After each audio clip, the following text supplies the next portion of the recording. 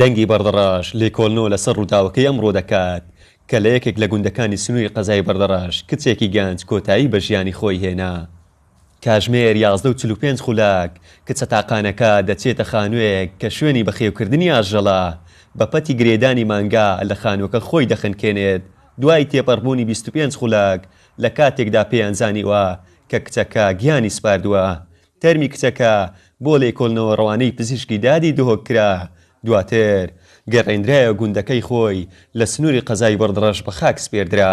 بە پێی قسەکانی حەمید سەعدی بەرزنجی بەڕێوەبەری پۆلیسی قەزای بەردەڕەش بێت کچەکە تەمەن 19 ساڵان بووە و هەروەها تاقانەشە، بەڵام ئەمڕۆ کۆتایی بە ژیانی خۆی هێنا. لە دەنگی بەردەڕەشەوە سەمیر سلێمان، بەردەڕەش.